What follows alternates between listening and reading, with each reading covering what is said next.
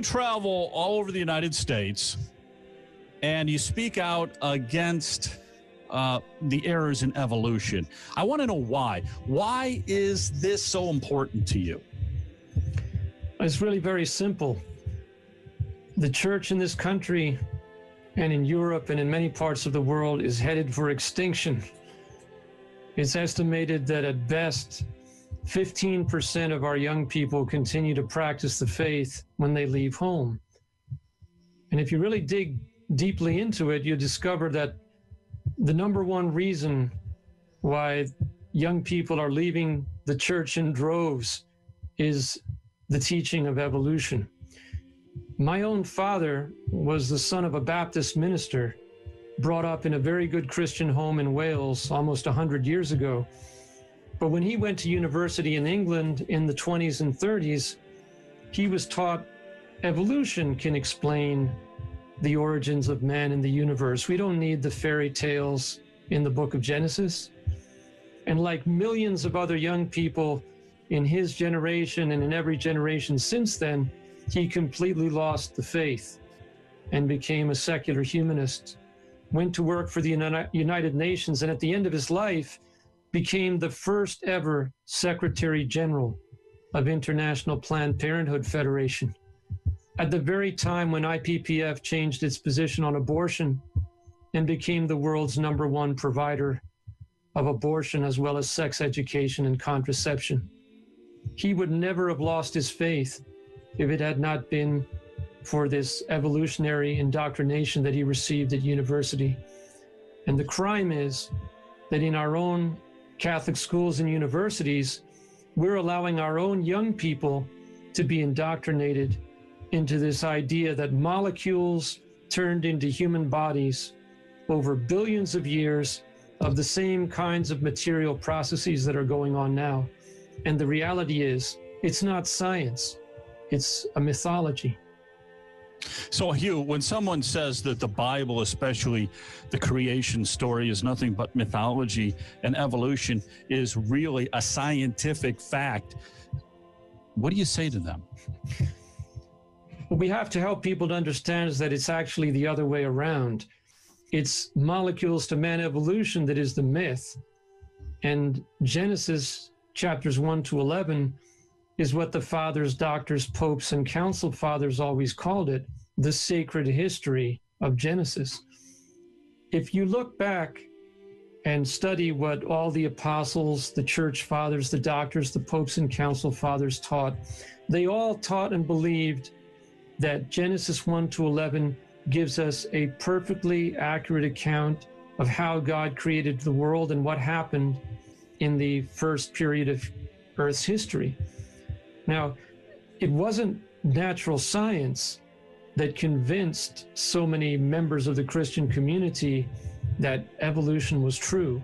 If you really study what happened, it was the Enlightenment philosophers, René Descartes and his disciples, who proposed this idea that it was more reasonable to explain the origins of man and the universe in terms of the same natural processes that are going on now, instead of this idea that God just made things pop into existence in the beginning. And it was that false Enlightenment philosophy that paved the way for Charles Lyell and Charles Darwin and all of his disciples. So you see, molecules to man evolution is not based on scientific observations. It's based on a false philosophy that was invented by René Descartes and his disciples. In reality, the traditional teaching of the church on creation makes much, much better sense of what we observe in every area of natural science, because natural processes, material processes, cannot explain the origin of life, the origin of biological information, or any of the things that we see in nature. You see, what St. Thomas and all the fathers and doctors believed and taught is as true today as it was in the Middle Ages, and that is, in the works of nature, creation does not enter, but is presupposed to the works of nature. In other words, God created the whole natural world, and all that we can study now is the result of his supernatural work of creation in the beginning. That's what cutting-edge natural science confirms in spades in the 21st century. Hugh, if evolution is not a development of Catholic doctrine, then what is it that has to happen for your vision to become a reality? For the faith of the Catholic community to be restored, the solution is very simple. We just have to teach the whole truth of the Catholic faith to our young people, beginning with the true Catholic doctrine of creation, which is the foundation of our faith. You see, the young people are not the problem. Nowadays, we hear many people complaining about the younger generation. The reality is the young people are not the problem. It's our generation that is a problem because, you know, recently Georgetown did a study of why there's this mass exodus of young people out of the Catholic Church. And what they found is that young people are losing their faith at younger and younger ages.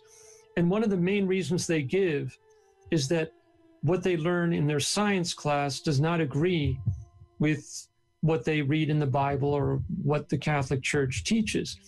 And so what the Georgetown researchers are saying is what we need to do is to teach more of the Big Bang and more of evolution in Catholic schools so that Catholic students will see that evolution and the Catholic faith go together beautifully. But this is absurd. This is like Planned Parenthood saying that we don't have teen pregnancies because of our sex education programs. We have it because we don't have enough sex education. We need sex education in every kindergarten in the world, and then we'd see teen pregnancy go down.